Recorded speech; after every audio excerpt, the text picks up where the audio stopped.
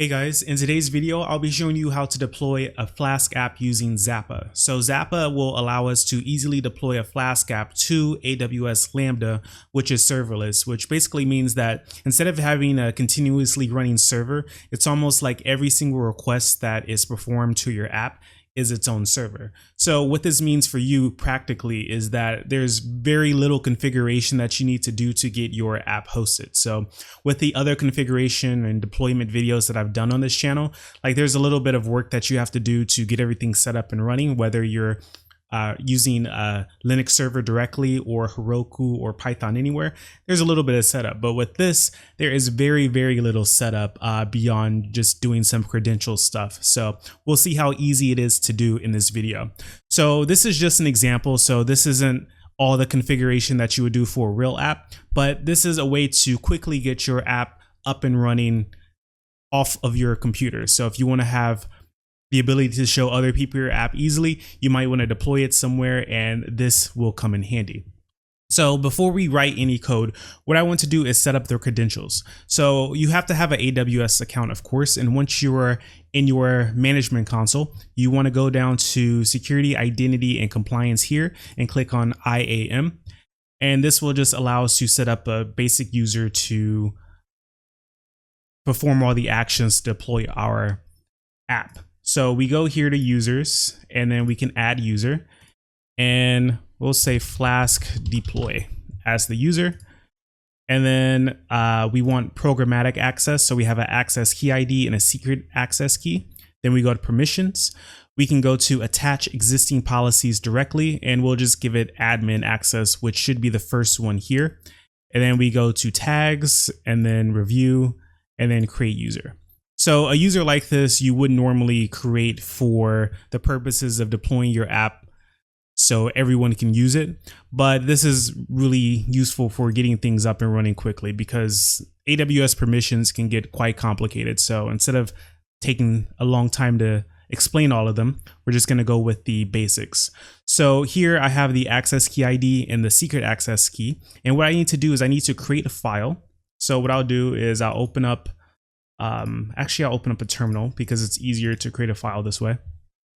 So I'm in my project directory, but I'm going to create a file called credentials with no file type. So just credentials. So not .text, not .py or anything like that, just credentials.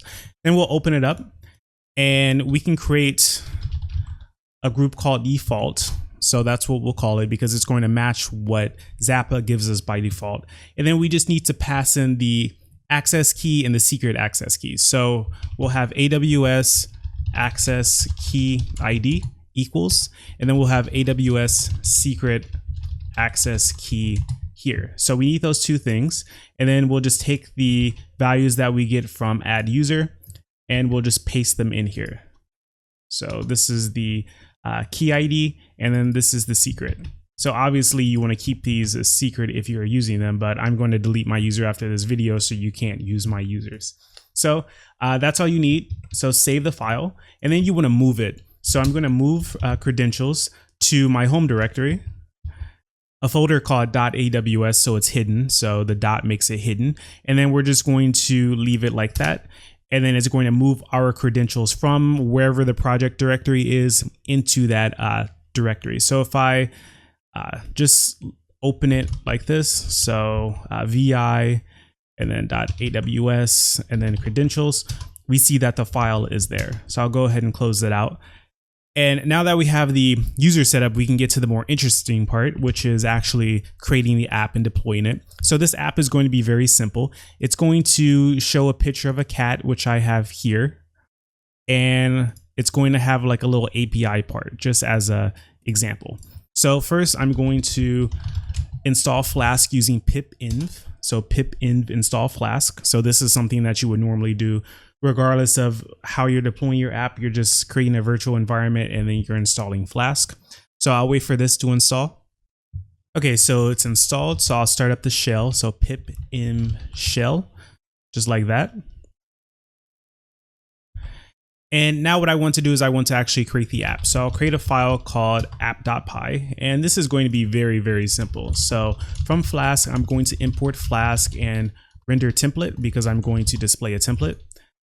And then I'll instantiate the Flask object, and I'll create a couple of routes. So one will be the index. And in the index, I'm going to return a template called index.html. So I haven't created this yet. I'll create it in a moment. And then I'll create another route called API. And this is just going to return hello and then world. Okay.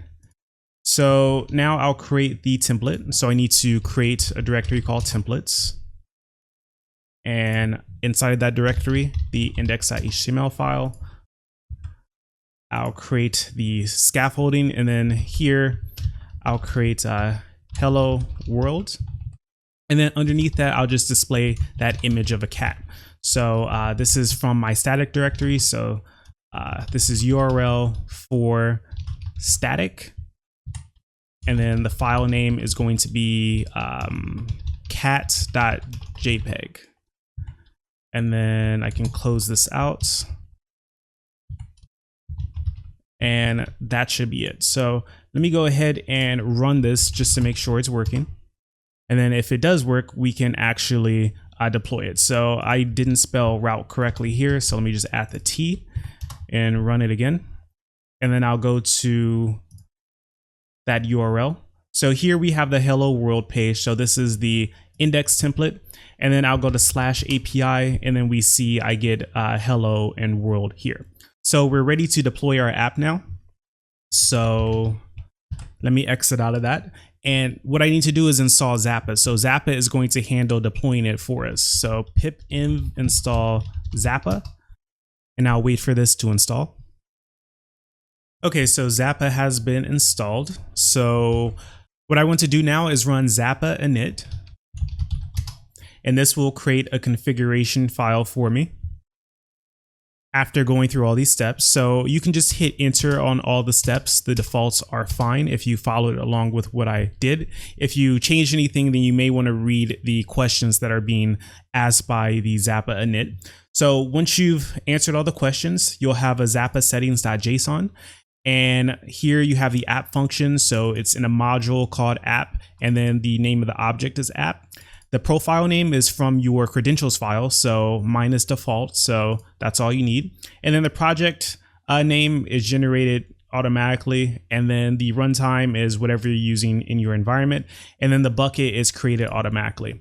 So what I want to do now is just set a region. So AWS has servers all over the world, so just set a region. So it's AWS region. I'll use US-East-1. And then that's it. So I'm actually done with everything that I need to configure. I just added that one extra thing. And now I can deploy this. So I'll run Zappa deploy, and then I need to deploy the dev. So I'm in dev by default. So just dev. And then it's going to go through the process of deploying. And at the end, we'll see a URL that we can go to actually see our app running on Amazon. So it's done now, and we have this URL that we can grab. I'll just copy it, and then I'll paste it in. And we see hello world, and we see the image gets loaded, and then we can go to /API, and we see hello world. So we have our app deployed, and it was very easy. It's basically once you create the credentials, all the hard work is done. And if you want to update your app for whatever reason, so let's add a little bit more. You just run Zappa update and then dev, and it will deploy the changes that you've made. And it's been updated. So if we just go back to the main page, we'll see that it's been updated. So as you see, this is a very simple process to get your app deployed.